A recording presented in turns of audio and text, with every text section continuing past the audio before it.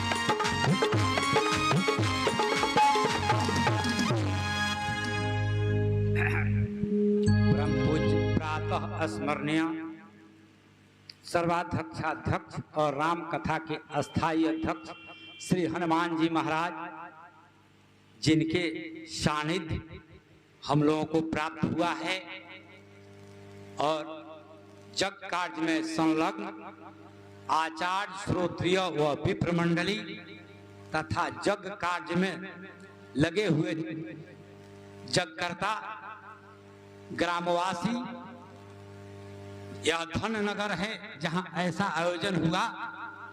कथा पंडाल में उपस्थित भगवत चरणानुरागी सज्जनों, सिए राम मैं सब जग जानी, करो प्रणाम जोरी जुग पानी।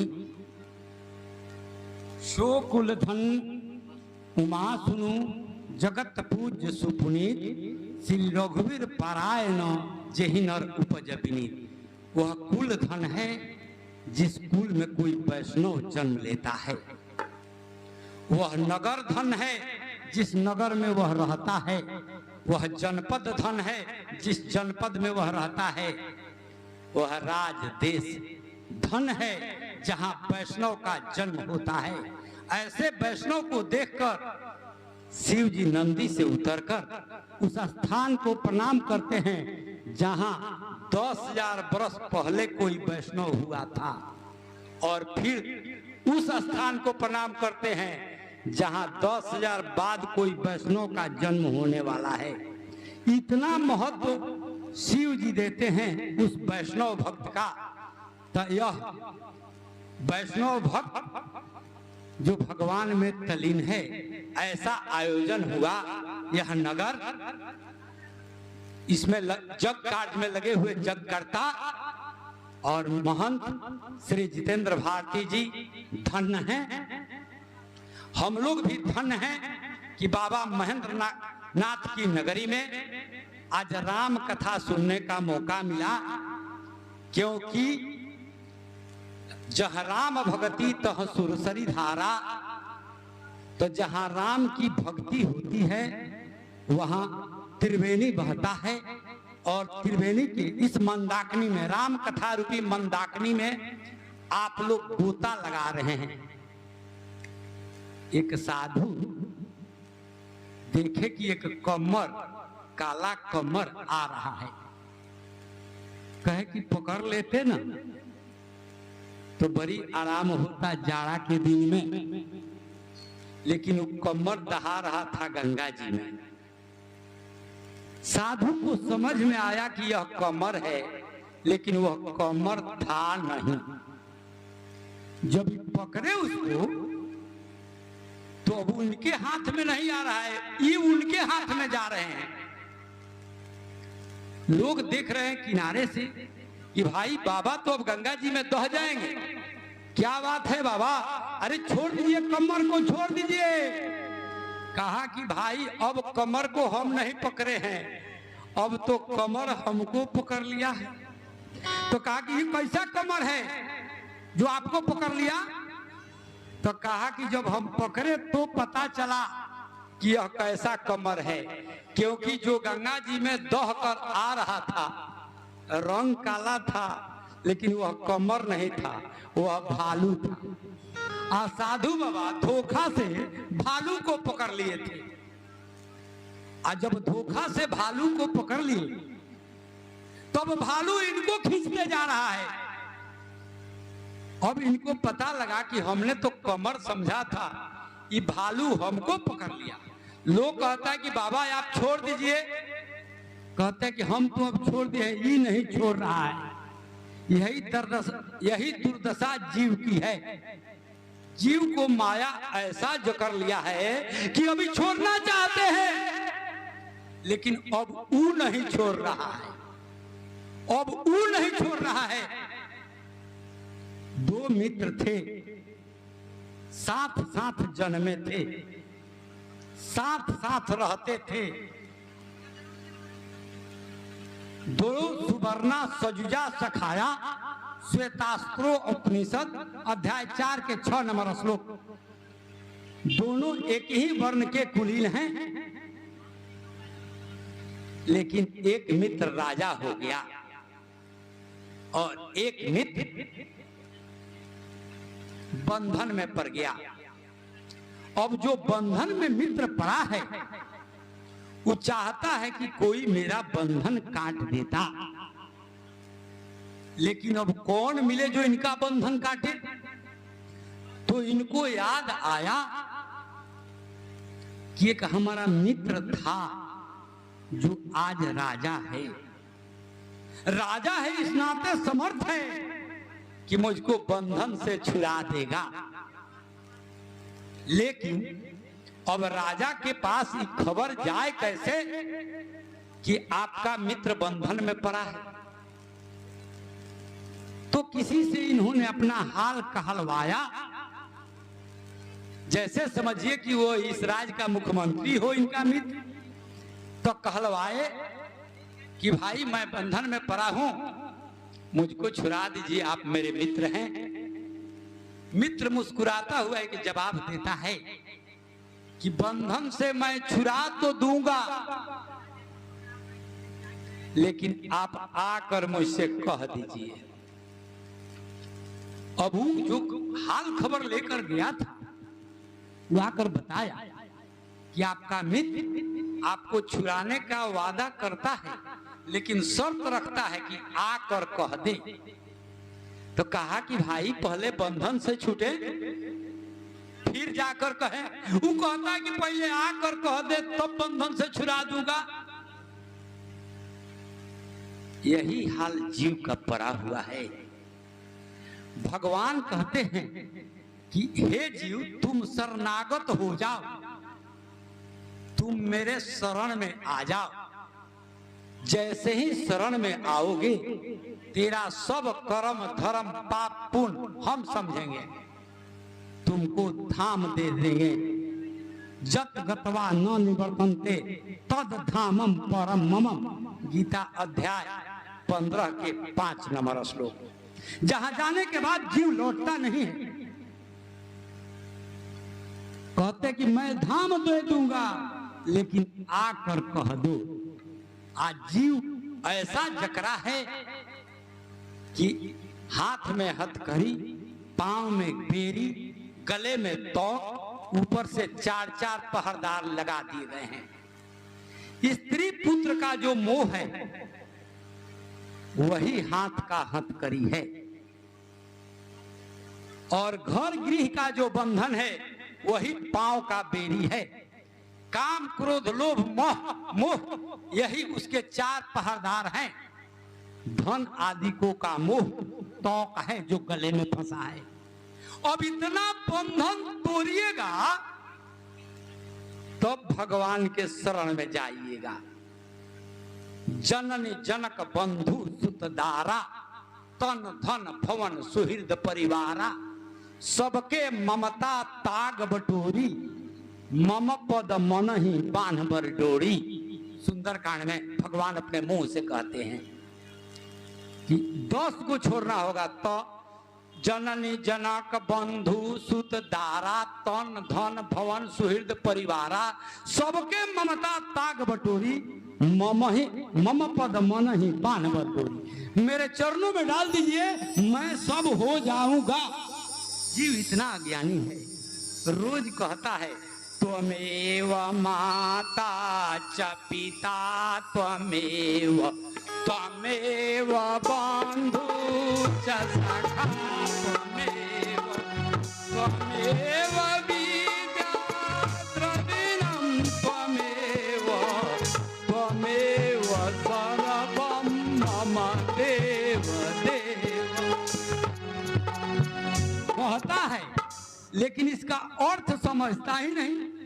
जब आप त्वमेव माता च पिता कह दिया कि आप ही मेरे माता हैं, आप ही मेरे पिता हैं, तो किस माता पिता के लिए मर रहे हैं? इतना कहने मात्र से आपका काम सज गया, लेकिन तुरंत आप पूजा छोड़ देते हैं कि काम है, घर पर काम है। अब किसका काम कीजिएगा? माता पिता गुरु भाई बंधु तो सब आप मान लिए, अब कहाँ जा रहे हैं? किस काम में लगे हुए हैं? कौन आपका पुत्र है, कौन आपका पत्नी है? अर्जुन गए थे पुत्र पुत्र कहते हुए, कहा कि कब का पुत्र, कैसा पुत्र? तो पुत्र कौन होता है? जब भगवान के सामने आप कहते हैं कि त्वमेव माता, तो इसका मतलब समझते क्यों नहीं है? यही माया है। इसी माया में कल के कथा की तरफ हम बढ़ रहे हैं। जहां कथा छोड़े थे, सती को भ्रम हो गया है। अब सती को भ्रम हो गया है कि यह कैसा भगवान है भाई, इनके पत्नी का हरण हो गया, इनको पता तक नहीं चला, इनको पता नहीं चला और रो रहे हैं। शिव जी कहते हैं कि यही मेरे इष्ट हैं, पत्नी विरह में कातर हैं, अभी परीक्षा लेने चली हैं। आज सती जी सीता का रूप बनाती हैं। लक्ष्मण देख उमाकृत बेसा, पहले लक्ष्मण का नजर पड़ा कि भेष देखिए ना, उमाकृत भेषा। उमाकृत भेषा मतलब लक्ष्मण जी भी पहचानते हैं। ये नहीं कहते कि ये देखिए सीता कर भेषा, सो नहीं कहा, कहा कि उमाकृत भेषा। उमा ने जो किया है, सती ने जो बनाया है, उस रूप को देखिए। सती रूप बना दी है, लेकिन जब परीक्षा लेने गई तो इनको परीक्षा लेने आया ही नहीं, क्योंकि सीता जी भगवान के पीछे चलती थी, फिर लक्ष्मण उनके पीछे चलते थे। आगे राम लखन बन पाछे, तापस भेष विराजत काछे, उभय बीच सिय सोहति कैसे, ब्रह्म जीव बीच माया जैसे। शिव जी सीता जी पीछे चलते, अब सती जी आगे चलने लगी। यही उनको परीक्षा लेने नहीं आया, आगे चल रही है और मायापति से माया कर रही है। साधारण बात नहीं है। जो मायाधीश है, तीन प्रकार के हम लोग हैं, हम तीन प्रकार के हैं, एक मायाधीश, एक मायाधीन, एक मायातीत। जो मायाधीश हैं वो जीव और माया के ऊपर मायाधीश मायापति भगवान, अब हम लोग मायाधीन हैं, माया के अधीन हैं, हम लोग माया से शासित होते हैं। एक मायातीत हैं जो परमहंस हो गए, जीवन मुक्त हो गए, वे लोग मायातीत हो गए, माया से परे हो गए। हम लोग माया के अधीन हैं, अब भगवान मायाधीश हैं, माया के मालिक हैं। अब उसी माया के मालिक से सती जी माया कर रही हैं। आहा, जब माया कर रही हैं तो जैसे ही आगे चली, भगवान तो पहचान गए। आहा, ये क्या बात है भाई? तुरंत प्रणाम किए, मैं दशरथी राम आपको प्रणाम करता हूं। भोले बाबा कहाँ हैं? कहाँ पर इसके थे? आप अकेली क्या कर रही हैं? तो उनको लगा कि अरे भगवान तो पहचान गए हम।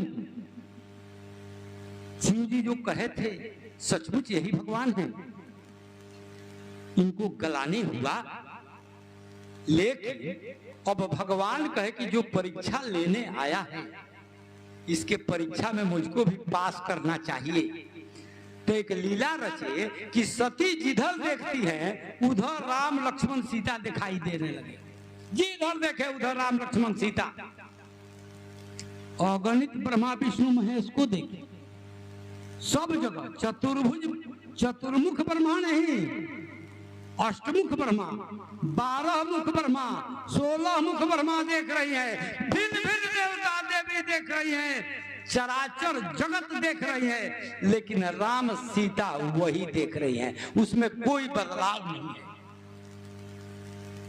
तो ऐसा लगा इनको कि आंख चौंधिया गया। वो बैठ गई सीट पर, माथे रखकर भगवान ने अपना माया हटा लिया। जब माया फेरा तो देखी कि कहीं अब राम सीता नहीं, कहीं कोई देवता नहीं, अब यही दो भाई बिकल पड़े हैं। लज्जा से शिव जी के पास जाती हैं। शिव जी मुस्कुराते हुए पूछे, क्या परीक्षा ले ली? तो तुरंत भगवान की माया हावी थी, वहां भी झूठ बोल दी। कछु न परीक्षा लीन गोसाई, किन प्रणाम तुम रे नाई। मैं भी जाकर वहां प्रणाम कर दिया जैसे आप किए थे, हम कुछ भी परीक्षा नहीं लिए। मैंने शिव जी के सामने भी झूठ बोलवा दिया, भगवान का माया। तब शिव जी ध्यान करके देखे कि आखिर ऐसा क्या बात है भाई। तो देखे कि सती जी सीता का रूप बनाई थी, अब इनके साथ पत्नी का व्यवहार करना हमारा धर्म चला जाएगा। अब विचार करते हुए भी उनको संकल्प करना पड़ा।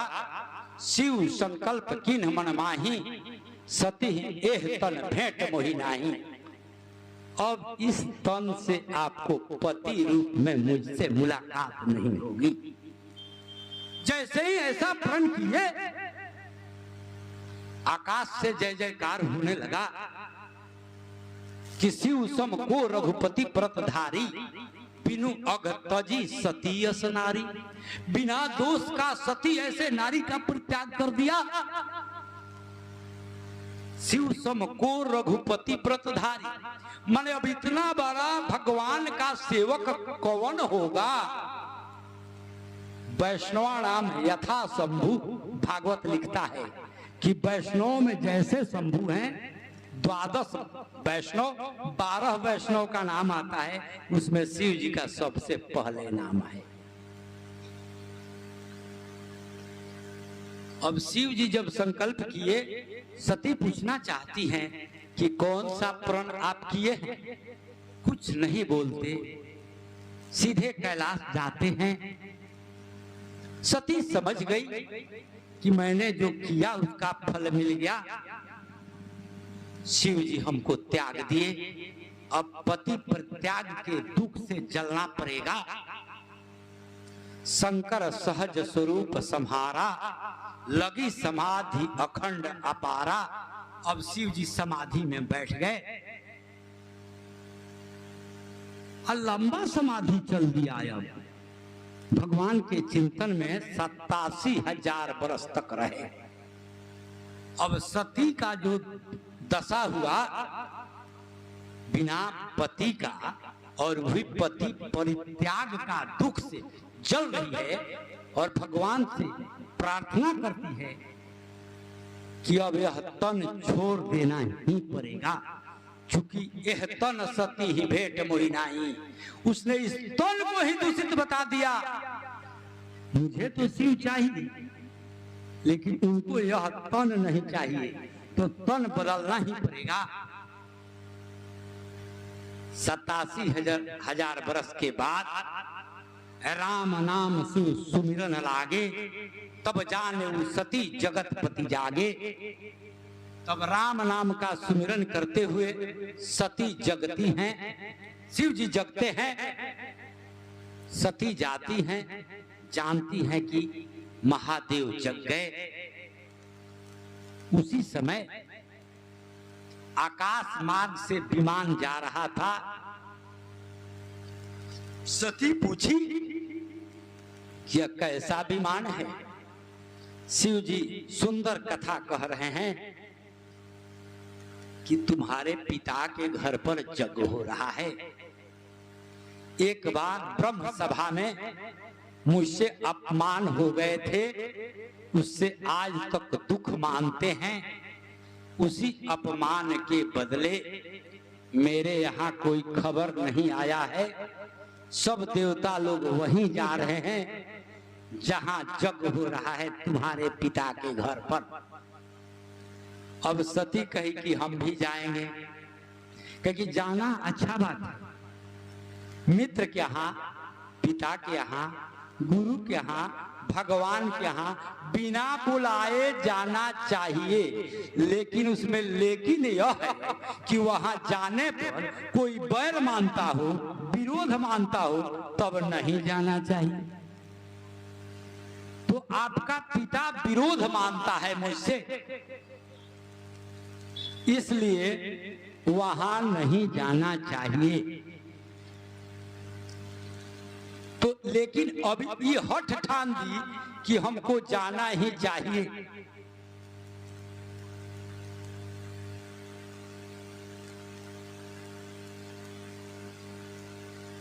देखिए, हमको एक दूसरा कथा याद पड़ गया। एक बार स्वर्ग में एगो ड्राइवर साहब गए थे स्वर्ग में। आज जब वो गए थे ना, तो उनके लिए चित्रगुप्त भगवान जब उनका खाता खोले तो कहे कि इनको एसी का रूम खाली करा दीजिए, एसी में रहेंगे, आप फ्रिज का जो रसगुल्ला है वो निकाल कर दे दीजिए, आप बढ़िया सब व्यवस्था कर दीजिए, इनको कोई तकलीफ नहीं होना चाहिए। ये बात एगो कथा कहने वाले साधु सुन रहे थे कि क्योंकि उनके पीछे ऊ गए थे स्वर्ग में। तो देखे कथा कहने वाले बाबा कि अरे ये ड्राइवर साहब को यहाँ एसी का रूम मिल रहा है, आप फ्रिज का रसगुल्ला मिल रहा है, हम तो कथा कहते हैं, अब हमारे लिए चित्रगुप्त भगवान कौन व्यवस्था किए हैं? तो इन्होंने कहा, जब इनकी बारी आई कथा कहने वाले भगवान बाबा को, तब बाबा कहे कि तब मेरे लिए क्या व्यवस्था है?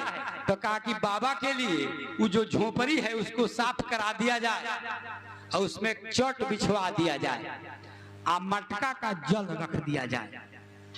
तो पूछा कि भाई हम राम का कथा कहते हैं, तो मेरे लिए झोपड़ी खाली करा रहे हैं, मटका का जल और एक चट बिछवा रहे हैं, आई ड्राइवर साहब के लिए आप एसी रूम खुलवा दिए, फ्रिज का रसगुल्ला वगैरह वगैरह व्यवस्था करा दिए, बिस्लरी का जल पिलवा रहे हैं, इसका क्या मतलब? तो कहा कि यहाँ जो जैसा करता है वही मिलता है, आपने वही किया है। तो कहा कि भाई हम कथा कहे हैं, क्या गलती कहें? तो कहा कि गलती आप किए हैं सो अभी मैं बता देता हूँ। जब ये ड्राइवर साहब अपना गाड़ी चलाते थे तो इतना सुंदर चलाते थे, इतना बढ़िया चलाते थे, इतना स्पीड में चलाते थे कि जो उसमें बैठा था वो हनुमान चालीसा पढ़ रहा था। आज जब आप कथा कहते थे तो लोग सो जाता था। तो जब लोग सो जाएगा तो आपको उसी झोपड़ी में रहना होगा। आई ड्राइवर साहब जब बस चलाते थे तो लोग हनुमान चालीसा पढ़ता था। तो सीताराम सीताराम सीताराम जय सीताराम, सीताराम सीताराम सीताराम जय सीताराम, सीताराम जय सीताराम, सीताराम जय सीताराम, सीताराम सीताराम, सीताराम सीताराम, सीताराम सीताराम, सीताराम सीताराम।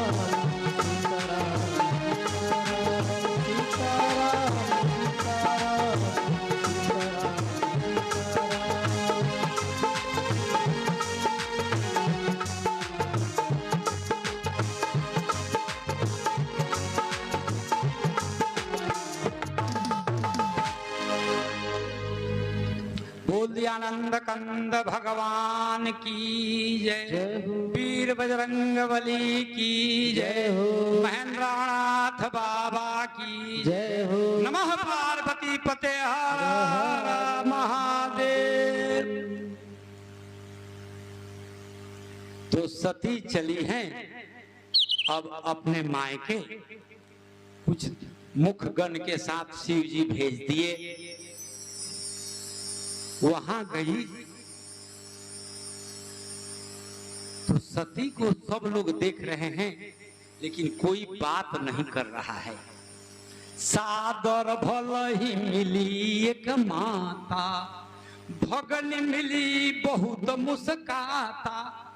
एक माता ही है जो आदर के साथ मिली।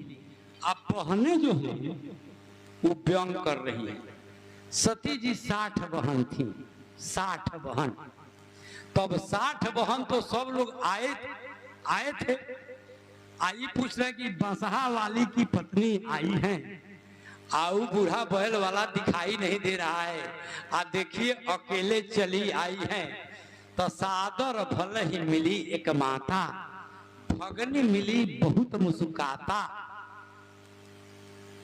आ सती ही बिलो के जरे सब गाता, दक्ष कछु न पूछी कुशलाता। आ दक्ष ने तो कुछ कुशल पूछा ही नहीं, उल्टे सती को देखकर उसका शरीर जलने लगा। तब सती जाकर देखी जागा, कतहु न दिख शंभू कर भागा। तो कहीं शंभू का भाग ही नहीं है जग में। अब जग में कहीं भाग नहीं है, तो अब उनको शिव जी का बात याद आया कि सचमुच भोले बाबा हमको माना कर रहे थे। यद्यपि दारुण दुख जग नाना, तदपि जाति सबसे बड़ दुख जाति अवमाना। जाति का जो अपमान किया है कि शिव जी का भाग जग में नहीं दिया, अब तो हम यहाँ एक क्षण भी नहीं रह सकते। लोग निंदा कर रहे हैं शिव जी का। भृगु ऋषि बैठे,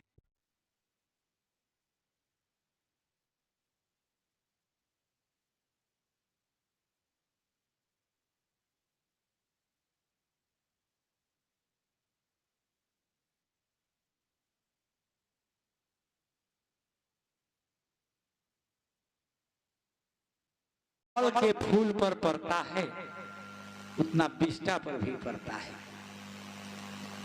तो उस हिसाब से भानु कृषाणु सब रस खाही, कृषाणु अग्नि को कहते हैं। अग्नि से हवन होता है, खाना बनता है और चिता जलता है, लेकिन दोष कोई नहीं देता। ऐसे अग्नि की प्रकार है, 49 अग्नियां होती हैं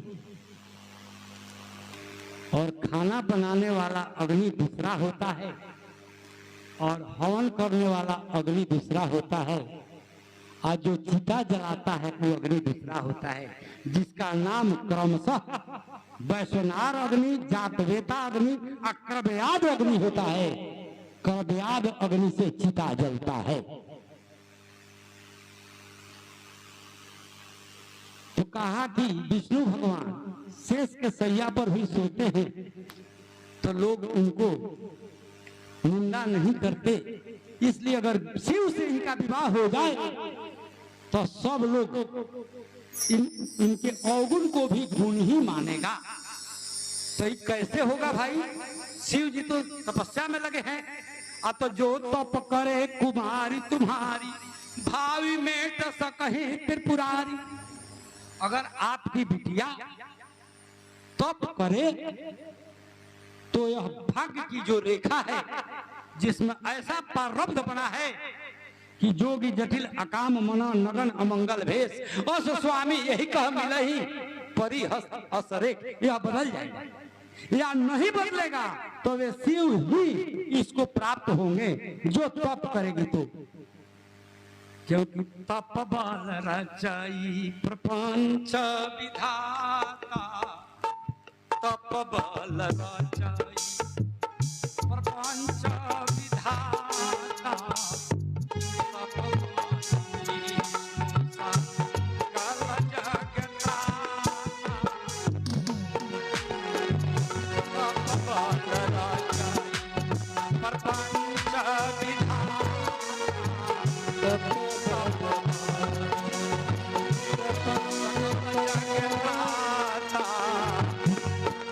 तप रही संहारा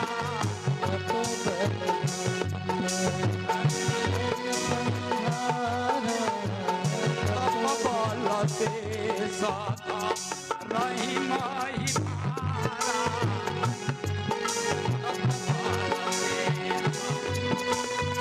रही माही भारा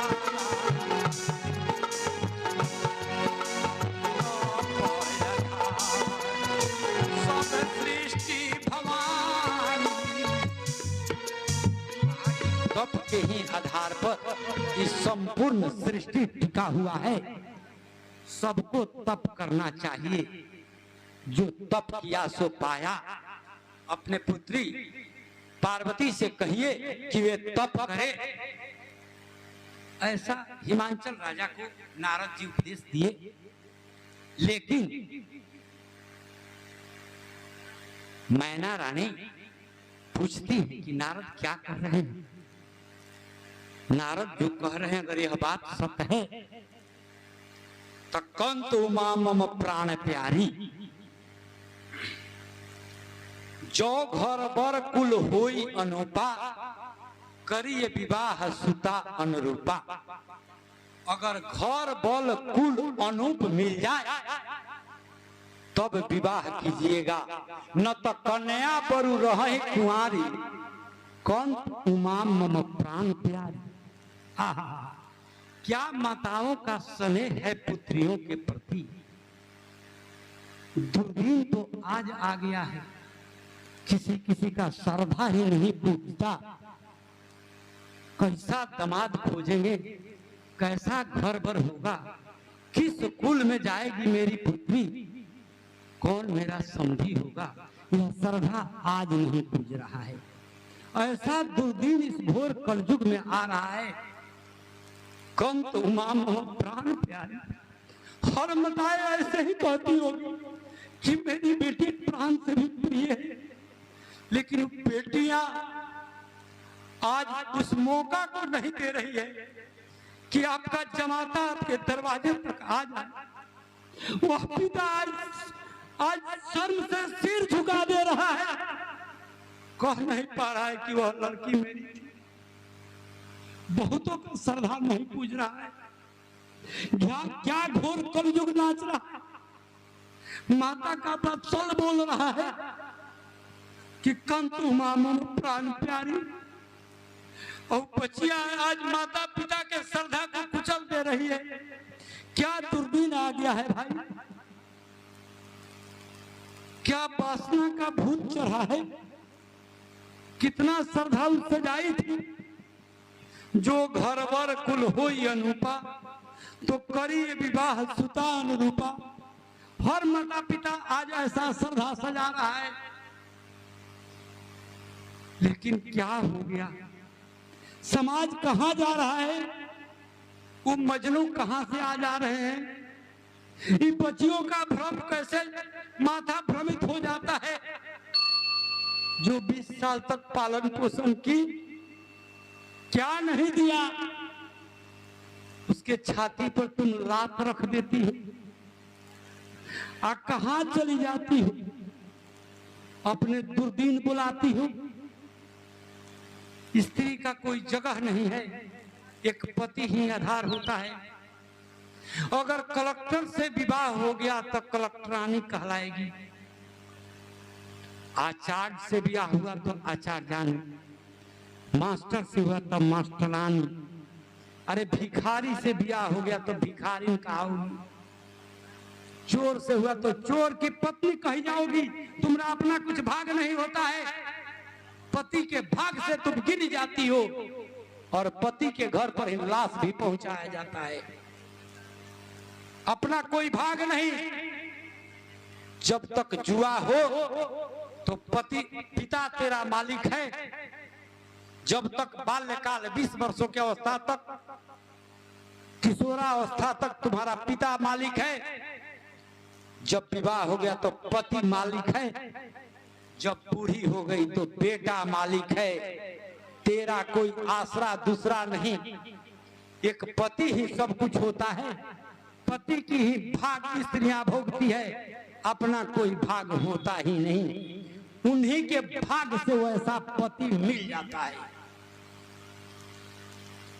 या वह आचार्यानी कहला ले पंडिताइन कहला ले, चोर की पत्नी कहला जाए, उनका भाग होता है।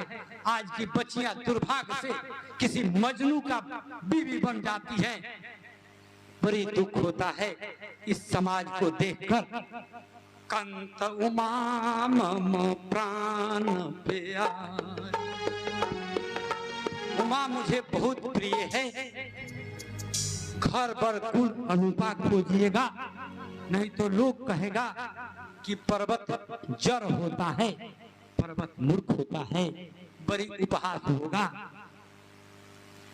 हिमांचल राजा ने समझाया कि नारद का वचन अन्यथा नहीं होता है। मृषा न हो ही देवंशी भाषा, इनका बात गलत नहीं होगा। अब हम लोगों को तप करने के लिए अपने पुत्री उमा को भेजना होगा। जैसे ही लोग जाते हैं तब तक उमा कहती हैं कि 2 ब्राह्मण आए थे और हमको तप करने के लिए उपदेश दे गए हैं, अब मैं तप करने जाऊंगी। तप करने चलती हैं। कछु दिन भोजन बारी बतासा, कछु दिन कठिन किए उपवासा। 4100 वर्ष तपस्या की पार्वती। जब पार्वती 4100 वर्ष तपस्या की, तब ब्रह्मवाणी हुआ कि अब अगर पिता बुलाने जाते हैं तो आप चले जाइएगा, आपको वही वर मिलेगा जो आपने तपस्या की है। ऐसा तप आज तक किसी ने नहीं किया, आपको वर के रूप में वही मिलेंगे। इसी बीच जब भी तप कर रही हैं तो भगवान राम, जिनसे मरते समय वरदान मांगी थी कि जन्म जम शिवपद अनुरागा, अब उस शिव जी से जाकर कहते हैं कि अब विनती ममा सुनो शिवा, जो मोह पर निज नेहू, जाई विवाह शैल जहे, यह पर मोहि मांगे देहू।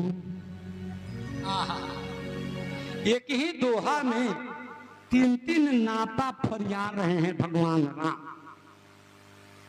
सेवक स्वामी सखा सिए पी के, सेवक भी है, स्वामी भी है, सखा भी है शिव जी के। तीनों आदमी का सेवक, सखा और तीनों नाता दोनों आदमी के साथ है। दोनों आदमी एक दूसरे के सखा है, दोनों आदमी एक दूसरे के इष्ट देव हैं, दोनों आदमी एक दूसरे के सेवक हैं। अब कहते कि अब विनती ममा सुनहु शिव, जो मोह पर निज नेहू। अब विनती कर रहे हैं इसलिए कि मित्र भाव से। अब विनती ममा सुनहु शिव, जो मोह पर निज नेहू। आ कहा कि अगर हमसे स्नेह रखते हैं, हमको सेवक समझते हैं, तो मेरा विनती स्वीकार कीजिएगा। अब विनती ममा सुनहु शिव, जो मोह पर निज नेहू। जाई विवाह, जाई विवाह। अगर हमको आप स्वामी मानते हो तो मैं अब आदेश करता हूं, यह ऑर्डर देता हूं, जाई विवाह शैल जही, यह पर मोहि मांगे देहू। अब मैं आदेश करता हूं कि आप शैल की पुत्री शैलजा, पर्वत की पुत्री पार्वती से आप जाकर विवाह कीजिए और यह वचन वरदान के रूप में मुझको दीजिए। शिव जी कहे कि माता पिता प्रभु गुरु के बानी, बिना विचारे करिए शुभ जानी। ये सब बात माता पिता गुरु और भगवान के बात बिना विचार किए किया जाता है। यदि विवाह की मुझको कोई जरूरत नहीं थी, लेकिन आपने ऐसा कहा तो आपका बात मैं मस्तक पर रखता हूं। भगवान राम कहे कि मस्तक पर मत रखिए, क्योंकि आपके मस्तक पर गंगा जी रहती हैं। कहीं मेरा बात दह गया तो आप कहिएगा कि बात तो दह गया, विवाह नहीं करना है। इसलिए मेरे बात को आप हृदय में धारण कीजिए। तब शिव जी हृदय में बात को धारण करते हैं। और उधर आकाशवाणी हो गया है कि आप घर जाइए। अब शिव जी जब वचनबद्ध हो गए तो सप्तर्षियों से कहे, सप्तऋषियों से कहे कि आप लोग जाकर परीक्षा लीजिए पहले उनके प्रेम का। अभी लोग प्रेम का परीक्षा लेने चले हैं आ कहते हैं कि निर्गुण निर्लज कुबेश कपाली अकुल अगेह दिगंबर ब्याली। आहा, तुम क्यों पागल हो गई हो नारद का वचन सुनकर? नारद आज तक किसी का घर बसने दिया भाड़ा? राजा दक्ष के 10,000 पुत्रों को बावला बना दिया, हर्ष नाम से 10,000 पुत्रों को बावला बता दिया, चित्रकेतु का घर उजाड़ दिया। कि किसी का बनने देता है? तन सजन मन कपटी चिन्ह, तन देखने में सजन लगता है, मन इनका कपटी है भाई। ये किसी का घर नहीं बसने देता। जो नर नारी नारद का वचन मानेंगे सो अवश्य हो भवन तज भवन भिखारी, घर छोड़कर भिखारी हो जाएगा। भाई तुम क्या कर रही हो? जिस शिव के लिए आराधना कर रही हो वह कैसा आदमी है भाई? निर्गुण निर्लज कुबेश कपाली अकुल अगेह दिगंबर ब्याली। निर्गुण गुण रहित है, निर्गुण निर्लज लज्जा नहीं है क्योंकि वो नंगे रहते हैं। निर्गुण निर्लज कुबेश, उनका भेष देखिएगा वैसा किसी का भेषे नहीं होता है। निर्गुण निर्लज कुबेश कपाली, और नरमुंड का माला लिए घूमते हैं, कपाली है। निर्गुण निर्लज कुबेश कपाली अकुल अगेह दिगंबर में ब्याली, उनका कोई कुल नहीं है। अगे बिना घर के रहते हैं, श्मशान में सो जाते हैं। अकुल अगेह दिगंबर ब्याली। दिशा है अंबर जिसका दिगंबर, तो ऐसे नंग धरंग घूमते हैं, सांप लेकर घूमते हैं। आप पंच कहे से सती ब्याही, एक बार कुछ पंचों के कहने पर सती से विवाह कर लिए थे। अब भीख मांगी भौ खाही, माने अनिंद से सोते हैं। उनको कहीं श्मशान में सो जाते हैं, भीख मांगकर खाते हैं। उनको अब पत्नी की भला क्या जरूरत? अब उनके लिए तुम तप कर रही हो। कहोगी तो बैकुंठ लोक के स्वामी हैं जिनकी लक्ष्मी अर्धांगिनी है, मैं उनसे बात कर दूंगा। आहा, पार्वती जी बड़ी अच्छा जवाब देती हैं कि मैं शिव के साथ अपना जन्म हार गई हूं। अगर आपको विवाह कराने की इतना उत्सुकता है तो कोई दूसरे के यहां चले जाएंगे, क्योंकि मैं शंभू के साथ अपना जन्म हार गई हूं। हठ न छूटे छूटे बरुदेहा, यह हठ छूट नहीं सकता है, भले यह तन छूट जाए। यह पर्वत की बेटी हूं, पर्वत कठोर होता है, टस से मस नहीं होता, इसलिए मैं अपना निर्णय नहीं बदल सकती। हाँ, आप निर्णय नहीं बदलेंगे तो नहीं, तो क्या विष्णु भगवान से विवाह करने में आपको क्या दिक्कत है? तो बहुत बढ़िया बात रामचरितमानस में यहाँ पार्वती के मुंह से तुलसी बाबा ने कहवाया। इसके पहले जितने कथा हैं, यहाँ दोहा आने से पहले कहीं शंभु, कहीं बृहस्पति, कहीं शिव, कहीं शंकर नाम आया है। आज पहला बार तुलसी बाबा ने अपने लेखनी से पार्वती के मुंह शिव जी का नाम महादेव कहवा रहे हैं। और पार्वती जी इनका नामकरण रामचरितमानस में यहाँ कर रहे हैं कि महादेव ओ गुण भवन विष्णु सकल गुण धाम, जे कर मन रम जाहि सन ताहि ताहि सन काम। अगर हमारे महादेव जी अवगुण के खान हैं, आप विष्णु भगवान गुण के धाम है, तो हमको क्या मतलब? जिसका मन जिसके साथ रम जाए उसको उसी से काम होता है। तो हमको अवगुण के जो धाम है, महादेव अवगुण भवन विष्णु सकल गुण धाम, जेकर मन रम जाहि सन ताहि ताहि सन काम। यहाँ तो मन रमने की बात है भाई, जिसका मन जहां रम जाए, किसका कहां कहां रमा। शिव जी को महादेव से उपाधि दी कि बाकी लोग देव हैं, हमारे जिसको अवगुण भवन कहते हैं वो महादेव। आप मन रमने पर कभी मूर्ति में भवन, कभी भवन में मूर्ति प्रवेश कर जाता है। बता दे कि मंगल भवन अमंगल हारी,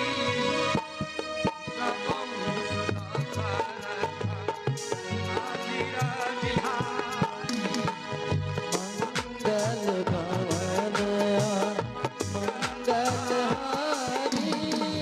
प्रभु दशरथ अजर बिहारी। मंगल मूर्ति मारुति नंदन, मंगल मूर्ति मारुति नंदन, सकलाय मंगल मूल निकंदन। सकल मंगल मूल निकंदन।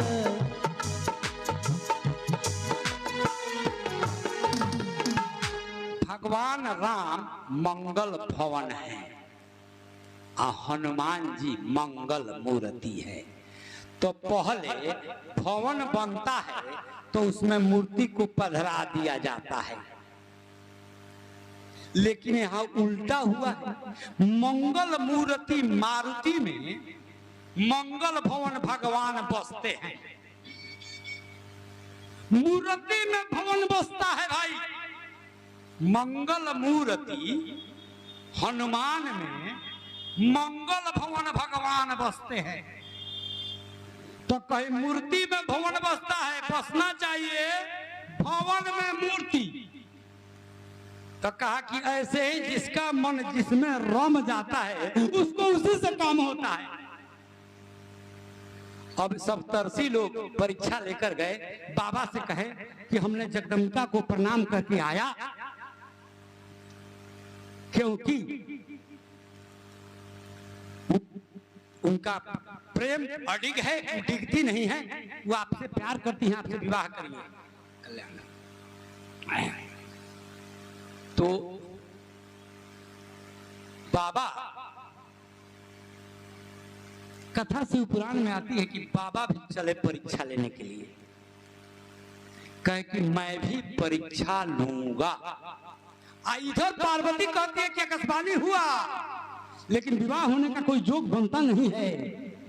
अब मैं इससे भी कठिन तप करूंगी, वरना जल कर फिर मर जाऊंगी। अभी चिता सजा रही है, कथा शिव पुराण से अभी चिता सजा रही है। तब तक ब्राह्मण वेशधारी शिव जी परीक्षा करने आ गए। अभी चिता में जल ही वाली है, तब तक ब्राह्मण वेशधारी शिव को देखकर ठिठक गई, प्रणाम की, अर्घपात आसन दिया। कहा कि बाबा कैसे आना हुआ? कहा कि सुंदरी तुम कौन हो? सरस्वती हो, लक्ष्मी हो, गायत्री हो, तुम कोई ऐसे लग रही हो कोई तुम देव पुत्री हो या देव कन्या हो। तुम हो कौन? यहाँ क्या कर रही हो? कहे कि मैं शिव को पति रूप में पाने के लिए तपस्या कर रही हूँ। तो क्या हुआ? तू मिले क्या? तू तो तपस्या में लगे हैं। धन्यवाद। तू तो तपस्या में लगे हैं, तपस्या में लगे हैं। तो हाँ, तो कैसे मिलेंगे? तो कहेंगे कि वो अगर नहीं मिलेंगे तो मैं अब चिता में जल जाऊंगी। अरे साहब, आप तुम चिता में जल जाओगी? हाँ हाँ, चिता में जल जाऊंगी। तो कहा कि चिता में जलने से क्या होगा? तो नहीं मिलेंगे तो जल जाओगी, तो फिर बताओ ना इसके बाद क्या होगा? तो फिर जन्म लूंगी, फिर तप करूंगी। फिर क्या होगा? तो फिर नहीं मिले तो फिर जल जाऊंगी। अरे तो फिर जलोगे तो फिर क्या होगा? फिर जन्म लूंगी। तो फिर क्या होगा? फिर तप करूंगी। फिर नहीं मिले तो क्या होगा? तो फिर जल जाऊंगी। तो कहा कि ऐसा कौन कब तक चलेगा? तो कहे कि जन्म कोटि लागी रगर हमारी बरबू तो शंभु न तो रहूं कुंवारी जन्म कोटि लगी रगर हमारी बरबू तो शंभु न तो रहूं कुंवारी। कहा कि ऐसे मरते जीते हम करोड़ों जन्म पार लगा देगी, लेकिन मैं अपना इरादा नहीं बदल सकती। तजौन नारद कर उपदेशा आप कहे 7 बार महेशा। अगर स्वयं शिव जी आकर 100 बार कहें कि मैं तुमसे विवाह नहीं करूंगा तो भी मैं अपना हठ और अपना तप नहीं छोड़ूंगी। शिव जी कहे कि अगर ऐसे तुम भक्त हो तो मैं क्या कहूं, मैं तो एक गरीब ब्राह्मण ठहरा, लेकिन तुम जलोगी इतनी सुकुमार कन्या तो मुझको दया आएगा। जरा जल कर दिखाओ कैसे जलती हो तुम। चिता सजा, चिता में प्रवेश करती हैं, चिता का अग्नि शीतल पड़ जाता है। आश्चर्य में पार्वती ताकने लगती है कि अग्नि शीतल क्यों पड़ गया। उसी समय बाबा अपने स्वरूप में आ जाते हैं। ब्राह्मण वेशधारी भगवान शिव अब स्वयं शिव रूप में आ जाते हैं और हाथ थाम लेते हैं। कहते हैं कि अब चिता में ही अग्नि के सामने ही पानी ग्रह हो गया, अब निकलो प्रिया। अब मुस्कुराने लगी पार्वती कि मिलन यही चिता में लिखा था, तो अग्नि के समक्ष ही तो पानी ग्रह होता है, आज ही पानी ग्रहण हो गया। अब तुम निकलो, तुम्हारा हठ पूरा हुआ, तुम्हारा तप पूरा हुआ, तुम पिता के घर जाओ और मैं बारात लेकर आऊंगा। अब इस प्रकार से लगन पत्रिका बनने लगा, खबर गया, सभी लोग शिव के बारात में चलने के लिए बेचैन हैं। अब दुल्हा ऐसा है जिसके घर परिवार में लोग कम पड़ते हैं, केवल गण लोग हैं, वही जो व्यवस्था बनावे। शिव वही शंभु गण करहि सिंगारा, कुंडल कंकन पहिरे ब्याला, तन विभूषित पटके हरि छाला, शशि ललाट सुंदर श्रीगंगा, 3 नयन 3 उपबीत भुजंगा, कर त्रिशूल और डमरू विराजा, चले बसह चढ़ी बाजहि बाजा। यही गण लोग अब सिंगार कर रहे हैं। शिव वही शंभु गण करहि सिंगारा। अब शिव जी के पास गण छोड़कर है क्या। किसी ने कहा कि सांप का ही मोर बना दो, बिच्छी का ही कुंडल बना दो, भभूति रमा दो। अब भभूति रमा दो, त्रिशूल पकड़ा दो, आप बैल पर असवार करा दो। बाबा विवाह के खुशी में इतने मस्त थे आहा कि बैल पर जब चढ़ते हैं तो उल्टे चढ़ गए, बैल के पूंछ में लगाम लग गया और चढ़ते समय इनको पता न चला कि बाघंबर कहां चला गया। अब बारात जब चले तो देवांगनाएं कहती है कि इस दुल्हा लायक दुल्हन अब कहां है। जिस गांव में ऐसा दुल्हा चला जाए उस बारात का क्या होगा। विष्णु भगवान अलग व्यंग करते हैं कि हे देवता लोग, आप लोग अपना समाज बनाकर चलिए। आज जिस नगर में आप लोग पहुंचेंगे, आज का जो बारात होगा देखते बनेगा। जब यह दुल्हा पहुंचेगा तो वहां खाना पीना मिलेगा कि नहीं। अब शिव जी भी मुस्कुराते हैं कि विष्णु के पिंग वचन न जाहि, इनका व्यंग का वचन जाता नहीं है। अब ये लोग देवता लोग अपना समाज छटका लिए चलने के लिए। तो शिव जी कहे कि मेरा ही समाज कम है क्या, हम अपना बाराती बुलाते हैं। अब शिव जी जब बाराती बुलाए, आहा 3 विवाह इस त्रिलोकी में हुआ है। 3 विवाह। एक विवाह शिव जी का हुआ जिसमें त्रिलोकी के समस्त लोग बारात में थे, कोई ऐसा बाकी नहीं था, माने हम लोग भी थे, हम सब आदमी उनके बारात में थे। कोई जीव जंतु नदी सागर पेड़ पौधा तालाब कोई बाकी नहीं था जो शिव जी के बारात में नहीं गया हूं। अब राम जी का जब विवाह हुआ तो बिना दुल्हा के केवल बारात के लोग गए,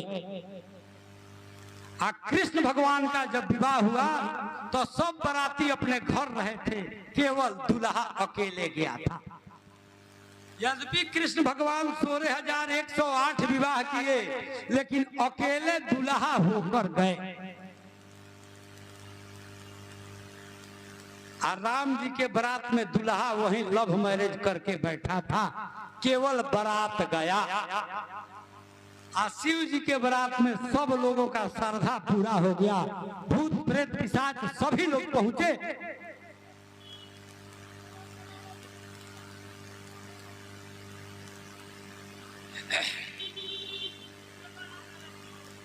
देखिए भाई, धन की बड़ी महत्ता है और दान की भी बड़ी महत्ता है। सो धन धन प्रथम गति जाकी, जब धन आता है दान में तो उसकी प्रथम गति होती है, दूसरा गति भोग है। और दान और भोग दोनों नहीं कर पाए तो तीसरा गति नाश अपने आप हो जाता है। इसलिए जीव को मन भर भोग करना चाहिए, क्योंकि दान देना बड़ी कष्ट की बात है। छाती पर पत्थर रखकर देना पड़ता है, तो भोग कीजिए, मन भर भोग लीजिए, और नहीं तो छाती पर पत्थर रखकर दान कर दीजिए। आप दो नहीं कर पाए, न भोग पाए न दान दे पाए, तो नाश उसका तय है। तो तीसरा गति जब उसका होगा तो बहुत खराब है कि आपके अर्जित किए हुए संपत्ति का कोई नाश करे, क्योंकि धन भी पछताता है। आपको जो सांस मिला है 21,600 सांस 24 घंटा में, जब पूरा हो जाएगा एक सांस भी मुफ्त में नहीं मिलता है। इसलिए लोग प्रत्येक सांस पर भगवान का सुमिरन करते हैं। अगर आज संध्या तक आपने अपना धन दान नहीं किया और रात को आपका सांस खत्म हो गया, तो सुबह धन किसका होगा? इसलिए जीव को सजग होकर भोग नहीं तो दान करना चाहिए। दान दुर्गति नाशनम, कहा कि देने की प्रवृत्ति बनाना चाहिए।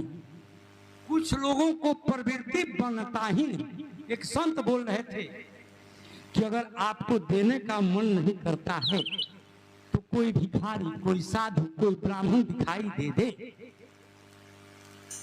तो उसके झोली में अपने घर से, आंगन से माटी कोड़कर अपने हाथ से डाल दीजिए, क्योंकि एक चुटकी माटी भी आपने देना सीख तो लिया, वरना कभी देने का मन ही नहीं करेगा। देते वक्त मन छटपट करता है। हमको एक कथा याद आ गया स्वामी विवेकानंद का। जब एक भिखारी रोज भीख मांगता, उसका पेट भरता ही नहीं, तो कहा कि आज मैं राजा के घर भीख मांगूंगा, राजा के घर भीख मांगूंगा। एक दिन में ही कुछ दिनों की छुट्टी हो जाएगी, चाहे हो सकता है कि जिंदगी पार लग जाए। चला, बड़ी खुश होकर चला पत्नी से कहकर कि आज मैं राजा के घर भीख मांगूंगा ताकि कुछ दिन का कल्याण हो जाए। जिस दिन भिखारी चला था उसी दिन राजा को कोई ज्योतिषी बताया कि आपके राज पर महान संकट है, दुर्भिक्ष है, अकाल पड़ने वाला है। तो कहा कि इसका क्या उपाय है? तो कहा कि उपाय यह है कि राजा एक दिन कम से कम एक आदमी से भी भीख मांगे। जब राजा भीख मांगेगा तो यह दुर्भिक्ष टल जाए। तो कहा कि राजा भीख मांगे तो हाँ मांगना पड़ेगा। तो ज्योतिषी के बताए अनुसार राजा आज भीख मांगने चला है। यद्यपि चला है रथ पर, तथापि मांगने चला है भी। जब भीख मांगने चला तो ये भिखारी इधर से उसी राजा के पास जा रहा था। और राजा जब आ रहा था तो कहा कि एकांत में एक आदमी मिल गया, आज क्यों नहीं इसी से भीख मांग ले। जो ज्योतिषी ने कहा है कि एक आदमी से भी राजा भीख मांग लेगा तो यह दोष टल जाएगा। तो यह आदमी हमको आज दिखाई दे रहा है। आइए खुश हो रहा है भिखारी कि राजा तो रास्ते में ही मिल गए, आज हमारा झोली भर देंगे, आज हमारा झोली भर देंगे। क्या प्रभु की विडंबना है, राजा के यहाँ भी आज भीख मांगने चला है तो राजा स्वयं भीख मांगने निकला है। अब दोनों का मुलाकात होता है, रथ से राजा उतरते हैं इसी भिखारी के पास। भिखारी अभी अपना बात कहता कि अब राजा अपना बात कहने लगे कि सुनिए, आज मैं भीख मांगने निकला हूं। अभी अपना बात भीतर ही रख दिया कि मैं कैसे कहूं कि मैं भी भीख मांगने ही निकला हूं। अब राजा ही कहता है कि मैं भीख मांगने चला हूं। क्या बात है भाई, आप भीख मांग रहे हैं? एक ज्योतिषी ने बताया है कि देश पर दुर्भिक्ष आया है, जब राजा भीख मांगेगा तब ही टलेगा। तो आप हमको 2-4 दाना भीख दे दीजिए। ये आदमी चाहे जितना दुखी था, आज तक किसी को कुछ दिया ही नहीं था। मांगता था, शायद यही दुर्भाग्य था कि मांगते मांगते मांगते पेट नहीं भर रहा, क्योंकि इसका हाथ कभी ऐसे हुआ ही नहीं था। अब जो ऐसा नहीं किया है, आज राजा कह रहा है, अब वो फेर में पड़ा है कि अगर इनका बात नहीं सुनते हैं तो राजा है, राज से निकाल देगा, दंड दे देगा, जेल में डाल देगा। दूं तो क्या दूं, मैं तो मांगने वाला हूं और मेरी प्रवृत्ति ऐसी रही है कि आज तक मेरा हाथ ऐसे हुआ ही नहीं। अब जब ऐसे ऊपर हाथ उठा ही नहीं तो मैं दूं कैसे?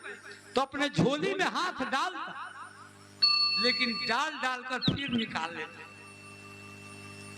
फिर डालता फिर निकालता। राजा ताक रहे हैं कि भाई कुछ तो दे दे, 2 दाना भी तो दे दे।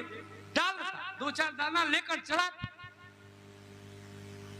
लेकिन अब इतना मलाल उस दाने का था कि पूरा जिंदगी मांगते रह गया, पेट नहीं भरा। और आज चला मांगने तो राजा मुझसे मांगने लगा। तो बड़ी मुश्किल से छाती पर वही पत्थर रखकर एक दाना दिया राजा के झोली में। एक दाना जो दिया उसको अफसोस में अब वहीं से लौट गया कि मेरा श्रद्धा चकनाचूर हो गया। अब भला मैं किसके यहाँ मांगने जाऊं? जिस राजा के यहाँ मैं मांगने गया था वो खुद मांगने आ गया मेरे घर, और मैंने जिंदगी में कुछ नहीं दिया था तो एक दाना ही सही मैंने राजा को दे तो दिया। अब मेरा दुख कम नहीं हो रहा है। घर पर गया, झोली फेंक कर रोने लगा, झोली झाड़ दिया, फेंक कर रोने लगा। पत्नी पूछी कि क्या हुआ? कहा कि क्या हुआ, आज मैं तो जिंदगी का बाजी हार गया। मैं गया था कि राजा से कुछ मांगूंगा, उल्टा भरा राजा ही मुझसे कुछ मांग लिए। तो क्या हुआ, क्या दिए आप? तो देने कहां मुझको आता है, मैंने तो बड़ी मुश्किल से एक दाना दे पाया, उसी के चिंता से गला जा रहा हूं। आंसू सूख नहीं रहे हैं। बाकी दाना थे वो क्या किए? तो झोली ढार दिए हैं, देखो उधर आंगन में पड़ा हुआ है। जब पत्नी देखने गई तो झोली जहां झरा था, जहां 4-5 दाने इझारे थे, वो सब दाना राख हो गया था। एक दाना जो राजा को दिए थे वो बहुत बड़ा हीरा हो गया था, बहुत बड़ा हीरा हो गया था। अब वो भिखारी पुनः रोने लगा कि क्या मेरे माथा पर कुमत चढ़ा था, मैंने सब दाना अगर उस भिखमंगे को, उस राजा को दे दिया होता तो मेरा सब का सब हीरा हो जाता। ये तो मैं जानता ही नहीं था कि दान देने पर हीरा होता है। सत्पात्र को दिया हुआ दान कोटि गुना होकर मिलता है। ये तो मैं जानता ही नहीं था। अगर मैं यह जाना होता तो पूरा झोली उसको दे देता, कम से कम इतने हीरे हो जाते तो मेरा जिंदगी ही कट जाता। एक ही हीरा हुआ एक दाना के बदले। तो जीव को देने की प्रवृत्ति लगाना चाहिए, क्योंकि प्रगट 4 पद धर्म के कलिमा एक प्रधान, जे न के न दीन है दान करई कल्याण। 4 पद धर्म के हैं जो 3 टूट गए हैं, सत तप दया दान। 3 पद टूट गए हैं, एक दान ही बचा है। कलयुग में केवल और केवल दान बचा है। दान देकर कल्याण कर सकते हैं, और यह दान जीव को तब याद आता है जब यहाँ से 16 पुर पार करना पड़ता है। मृत्यु के बाद शैमनीपुरी जमराज का जो लोक है, वहाँ जाने के पहले 16 पुरी मिलता है, और 16 पुरी के बीच में ही आपको बैतरनी मिलता है। और उसी बैतरनी में हजारों मलाह आते हैं, कहते हैं कि अगर आप दान दिए हैं तो इस नाव पर बैठिए, और नहीं दिए हैं तो अपना पार जाइए। जय सीताराम, जय सीताराम। अगर नहीं दिए हैं तो अपना पार जाइए। अब बैतरनी से कोई भला पार होता है, उसी में डूबता है, उतराता है, मगरमच्छ खाता है। 16 पुर के बीच में है। चूंकि शैमनीपुरी जहां जमराज रहता है, वह यहाँ से 86,000 योजन दूर है। 86,000 योजन जाने में जीव को 348 दिन लगते हैं, क्योंकि 365 दिन का साल होता है। 13 दिन ब्राह्मण का श्राद्ध 12 दिन पर, क्षत्रिय का 13 दिन पर, वैश्य का 14 दिन पर, शुद्ध का 16 दिन पर। उस हिसाब से जीव 17 दिन यहीं रहता है। और 86,000 योजन शैमनीपुरी में जीव पहुंचता है 348 दिन में, क्योंकि एक दिन में 247 कोस आधा योजन जाता है। 247 गुने 348 कीजिएगा तो 86,000 निकल जाएगा। चूंकि 85,900 कुछ आता है, चूंकि जीव एक दिन में 247 योजन आधा कोस जाता है, और बीच में बैतरनी नदी पड़ता है। जब 5 महीने का, चाहे जो बरखी आप लोग कहते हैं, जो 6 महीने का श्राद्ध होता है, वही पिंड का भोजन करता हुआ जाता है, और बैतरनी में पछताता है कि मैंने कुछ दान नहीं दिया। जीव को वही दान की महत्ता समझ में आती है, वरना मगरमच्छ खा जाएंगे। एक बार बोल दी आनंद कंद भगवान की जय। देखो भजन आप लोग गाइए।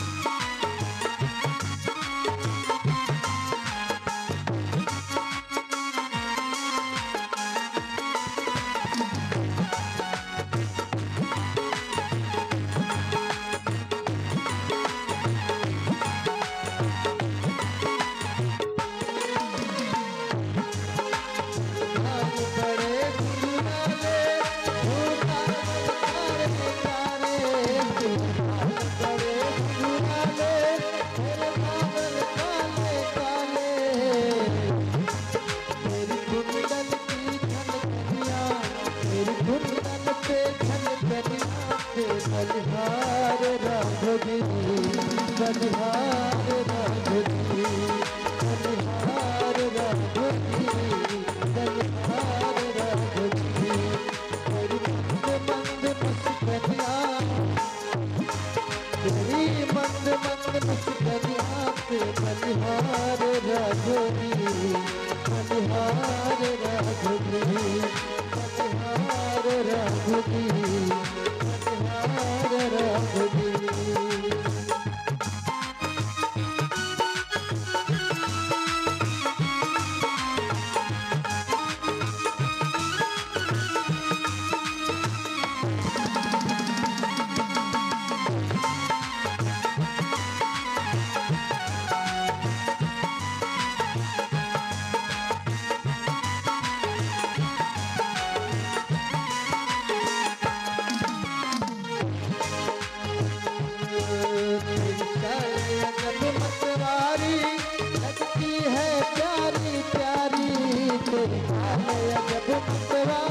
लगती है प्यारी प्यारी तेरी चाल अजब मतवारी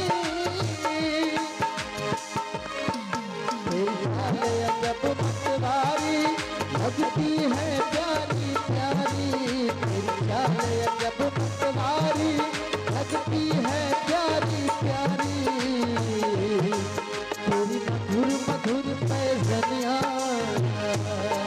तेरी मधुर मधुर पैजनिया पे बलिहार राघवी बलिहार राघवी बलिहार राघवी बलिहार राघवी तेरी मंद मंद मुस्कनिया तेरी मंद मंद मुस्कनिया पे बलिहार राघवी बलिहार राघवी बलिहार राघवी बलिहार राघवी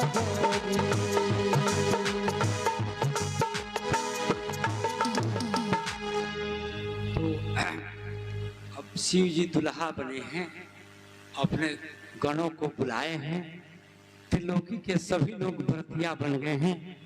शिव जी के बारात में क्या पूछना है।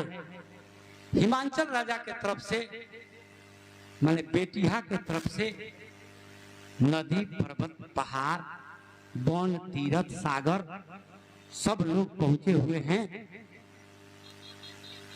और शिव जी के तरफ से देवतागण नाग किन्नर गंधर्व यक्ष राक्षस भूत पिशाच प्रेत माने पृथ्वी पर जितने जीव हैं सभी पहुंच गए। इतना पहुंचे कि पृथ्वी टेढ़ हो गई, माने उत्तर में लगा कि अब उलट जाएगी। तो कहा गया अगस्त जी से कि आप पृथ्वी का बैलेंस बनाइए, आप दक्षिण के तरफ जाइए, वरना शिव के बारात से क्या होगा धरती का। अब सब लोग पहुंचे हुए हैं, बारात में बड़ी हल्ला है कि इतना सुंदर दुल्हा आया है। चूंकि नारद जी ने नक्शा फिट किया है, क्या क्या त्रिलोकी का मालिक दुल्हा बनकर आ रहा है।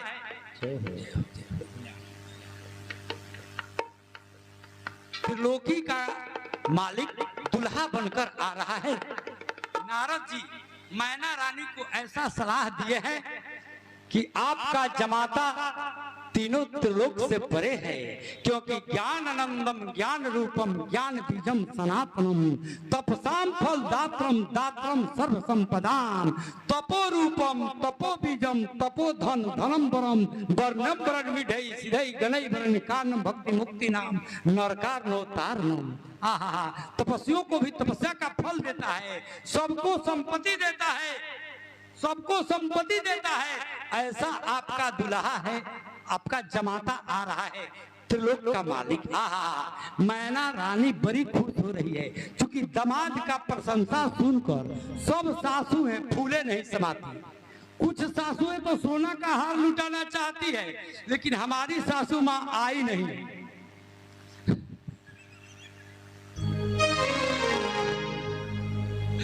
तो ऐसा हुआ कि बड़ी खुश हो रही है। नारद जी ने प्रशंसा किया है कि ऐसे त्रिलोकी का मालिक आ रहे हैं। जब त्रिलोकी का मालिक आ रहे हैं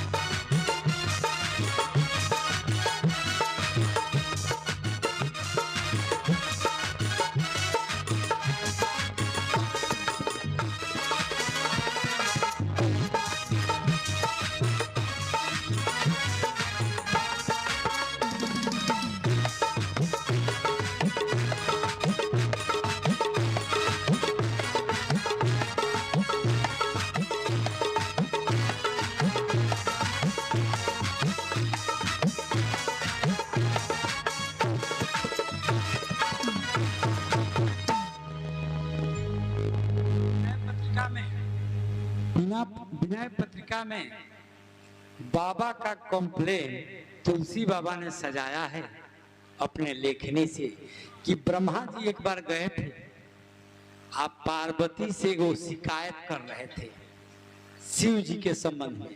अब शिव जी का शिकायत पार्वती से कर रहे थे कि बावरो रावरो नाह भवानी, बावरो रावरो नाह भवानी, शिव की दया संपदा देखत सरदा सिहानी, जिनके भाल लिखी लिपि मेरी सुख की नहीं निशानी, तीन रंकन के नाक समारत आवे नकबानी। कहा कि कंप्लेन यह है कि शिव जी ऐसे बावरे हैं, हे भवानी तुम्हारे पति ऐसे बावरे हैं कि जिन गरीबों के, जिन दरिद्रों के भाग में मैंने कुछ लिखा ही नहीं, जिनके भाग लिपि मेरी लिखी नहीं, सुख की नहीं निशानी, सुख की निशान तक नहीं लिखा है, उनको इतना धन दे दिए, इतना धन दिए कि फिर नकबानी संवारना पड़ता है कि माने उनके लिए अब हमको स्वर्ग संवारना पड़ता है। जबकि मैंने टांकी में ऐसा सुख नहीं लिखा था, लेकिन अब शिव जी उनको दे दिए तो हम फिर से खाता को मिटाते हैं, लिखते हैं, आज झुझलाते हैं कि शिव रोज दे रहे हैं। अब ऐसे रंकन को माने गरीबों को देते हैं, दरिद्रों को देते हैं कि अब हम जिसके भाग्य में सुख लिखा ही नहीं उसके लिए स्वर्ग सजाना पड़ रहा है। तो हे भवानी बावर रावर ना भवानी विनय पत्रिका। तो कहा कि ये शिकायत दर्ज कीजिए और इनको माना कीजिए, भाई ऐसा नहीं करें। शिव जी कहते हैं कि दानी में से मेरा नाम कट जाए, क्योंकि मैं ऑर्डर दानी हूं। ढरता तो सब लोग है अपने हिसाब से, लेकिन मैं जितना ढरता हूं उतना कोई नहीं। कहा कि हम ऑर्डर दानी है। तो कहा कि आप कैसे अधिक ढरते हैं, इसका क्या प्रमाण है? तो कहा कि देत नया घात रिझ जात पाक आ कहीं के भोरानाथ जोगी जब ऑर्डर धरता है। देत नया घात रिझ जात पात आ कहीं के पात माने अकवन के पत्ता पर रिझ जाते। देत नया घात अब देते रहते कितना देते हैं? तो देत नया घात रिझ जात पात आ कहीं देत न आघात रिझ जात पात आ कहीं के भोरानाथ जोगी जब ऑर्डर धरता है। ये ऑर्डर दानी है, आशुतोष है, जल्दी प्रसन्न होते हैं। तो यह कंप्लेन ब्रह्मा जी किए थे भवानी से जाकर। विनय पत्रिका में तुलसी बाबा ने लिखा कि रावरो रावरो ना भवानी शिव की दई संपदा देख श्री सरदा सिंहाही। जिनके भाल लिखी लिपि मेरी सुखी नहीं निशाने। तीन रंकन के नाक सवारत है आवे नकबानी। उस गरीबों के लिए भी मैं रोज स्वर्ग संवारता हूँ, ऐसे आपके दानी हैं। और शिव जी कहते हैं कि मांगने वाला टाइम से नहीं आता है, अगर आए तो मैं इतना दे दूंगा कि अब जितना जन्म लेगा उसी धर्म से काम चल जाएगा। तो कहा कि कब आप देते हैं कि मांगने वाला नहीं आता? तो मांगने वाला मूर्ख है सब। जो 4 पहर होता है उसमें से देखिए कोई नहीं मांगता। पहला पहर में जोगी जागे, पहला पहर में रोगी जागे, दूसरा पहर में पहला पहर में जोगी जागे, दूसरा पहर में रोगी चाहे भोगी जागे, और तीसरा पहर में चोर जागे। अब मैं चौथा पहर में देना चाहता हूं तो सब लोग सो जाता है। रोगी भी रात भर छटपटाता है लेकिन सुबह में उसको नींद आ जाता है। चोर भी तीसरे पहर पर जागा रहता है लेकिन बंटवारा करके घर चला जाता है। और शाम को जोगी जगता है। तो तीनों पहर के लोग हैं, चौथा पहर में वे लोग जगते ही नहीं। आज जो जग जाता है वो कुछ मांगता नहीं, वो तो राम राम शिव शिव कहता है। उस समय अगर मांग लेता तो मैं उतना दे देता कि जितना जन्म लेता उसका उसी से काम चल जाता। तो हम लोग को मांगने भी नहीं आता है। दिन भर हम लोग मांगते हैं, खेत से खरियान तक मांगते हैं, सुबह से शाम तक मांगते हैं, लेकिन जब बाबा का खजाना खुला होता है तब हम लोग मांगते ही नहीं। तो यही दुल्हा आज विवाह करने चला है। आज अब मैना रानी थाल सजाकर खड़ी हैं, नारद जी बगल में खड़े हैं कि पहचान करा दीजिए कि हमारे जमाता बाबू कौन है। तब तक इंद्र एरावत हाथी पर आते हैं। इंद्र आ रहे हैं तो कहा कि मेरे जमाई बाबू हैं क्या? तो कहा कि नहीं भाई, वो आपका जमाई बाबू त्रिलोकपति है। वो जो है ये जो है हाथी पर देख रहे हैं वो तो उसका पानी भारा है। मैंने नौकर समझिए, अरे पानी भारा है तो हाँ साहब भी पानी भारा है। आपका जमाई बाबू तो जमाई बाबू है।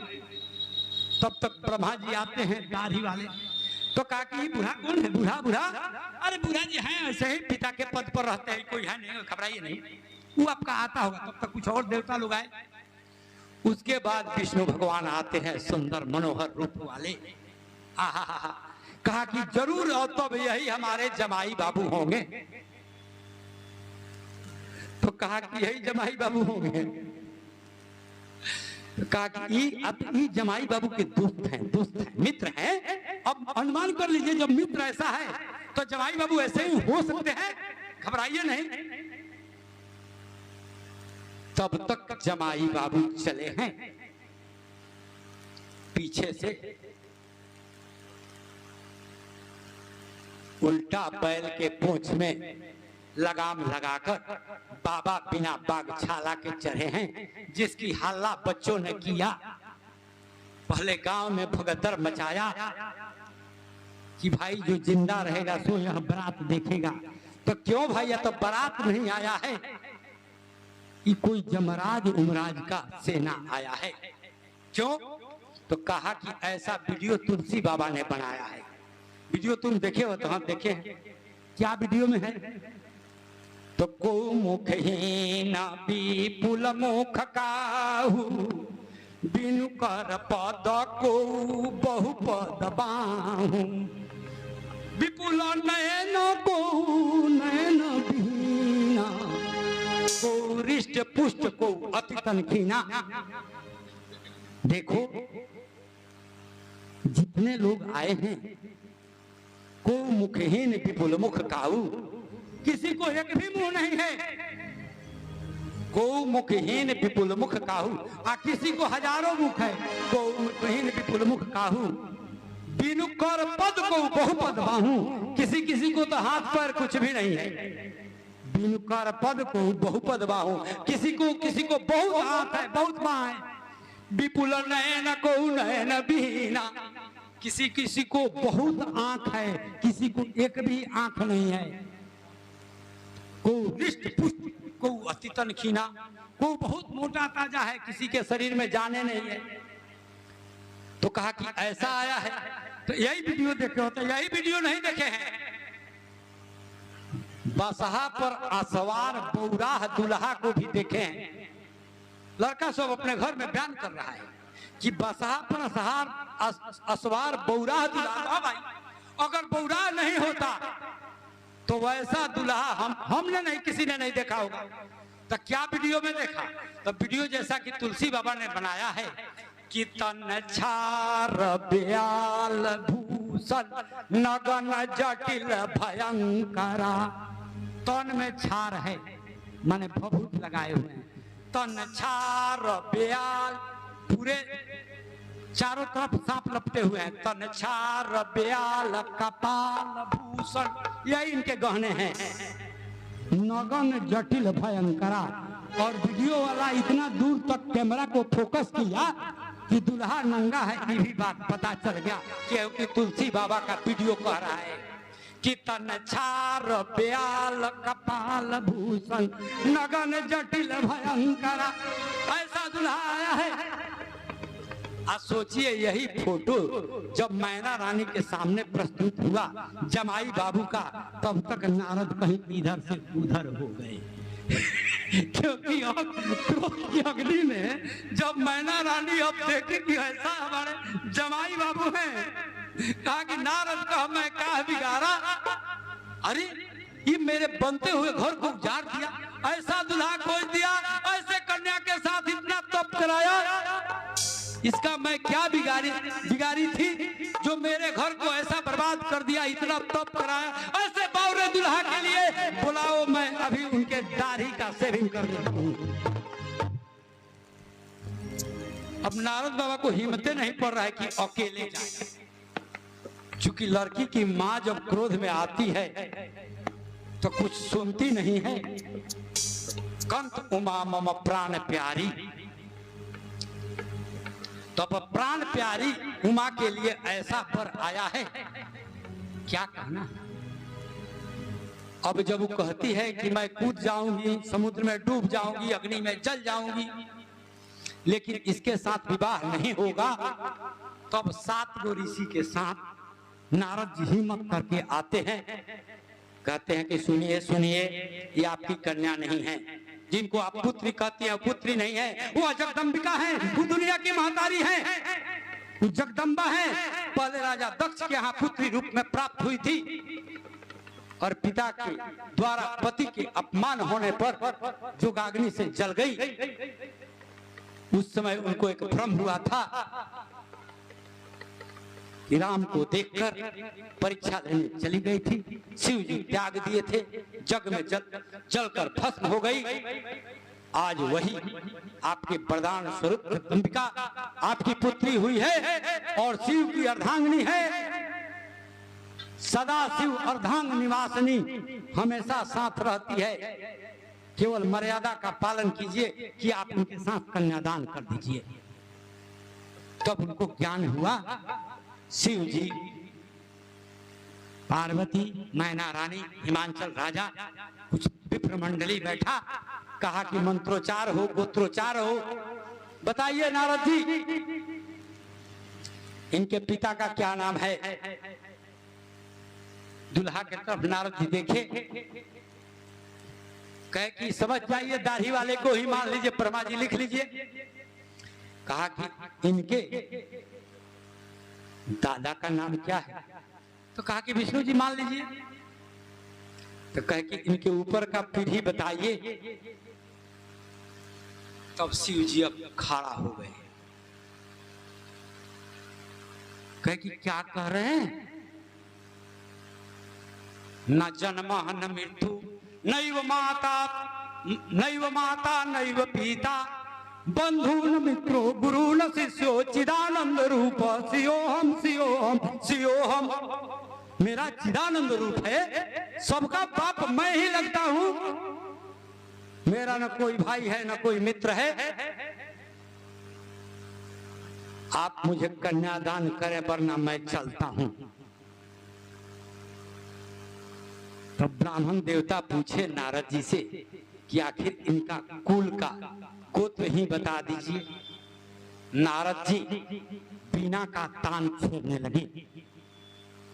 आप तान छेड़ रहे हैं, मैं इनका गोत्र पूछ रहा हूं। कहा कि आप मूर्ख हैं, इतना तो समझा कीजिए, मैं इनका गोत्र ही तो बता रहा हूं। इनका गोत्र नाद है और बिंदु अंबिका हैं, अंबा हैं, जगदम्बा हैं, यही इनका गोत्र है। तब हिमांचल राजा ने शिव जी के हाथ में कन्या का हाथ रखकर, माता पार्वती का हाथ रखकर कहा कि ईमा कन्या तुभ्यम ददामी भर्यार्थ प्रति गृह्णो। यह मैं कन्या आपको पत्नी के रूप में देता हूँ। भर्यार्थ गृह्णो परमेश्वर, हे परमेश्वर आप इसे स्वीकार करें। और इसके साथ ही शिव का विवाह संपन्न हो गया। आप एक भजन गावें।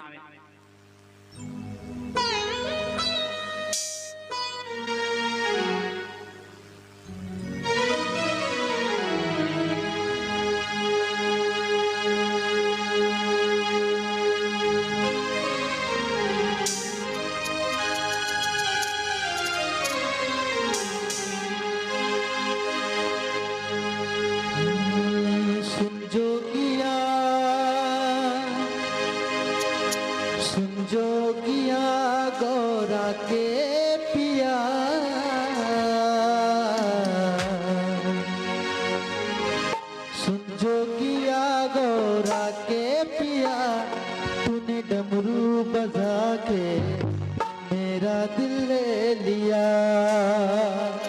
तूने डमरू बजा के मेरा दिल ले लिया।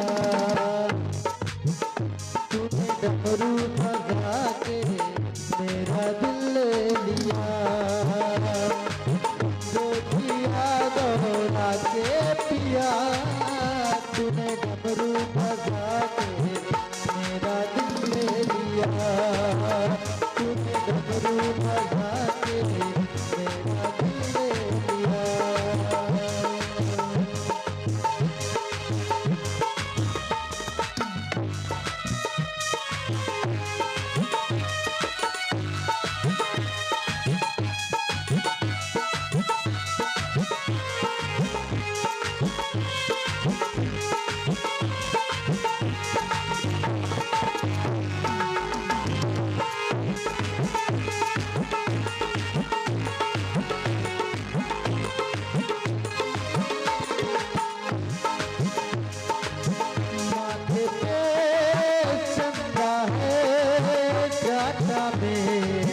गंगा है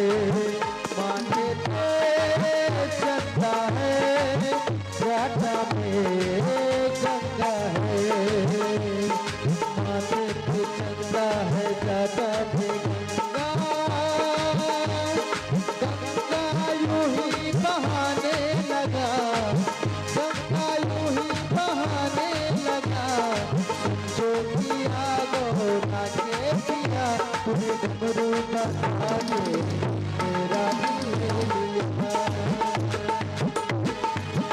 तूने डमरू बजा के मेरा दिल ले लिया।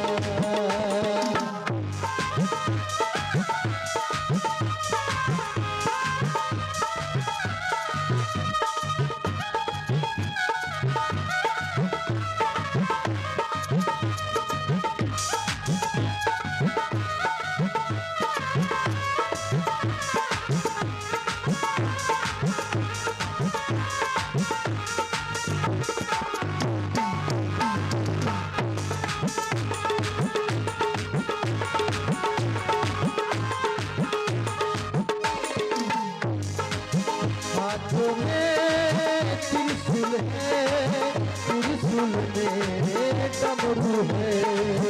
हाथों में त्रिशूल है, त्रिशूल में डमरू है। हाथों में त्रिशूल है, त्रिशूल में डमरू।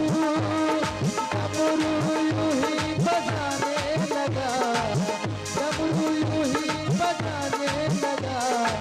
जो किया तूने पिया, तूने डमरू बजा के मेरा दिल ले लिया। तूने डमरू बजा के मेरा दिल ले लिया। तूने डमरू बजा के मेरा दिल ले लिया।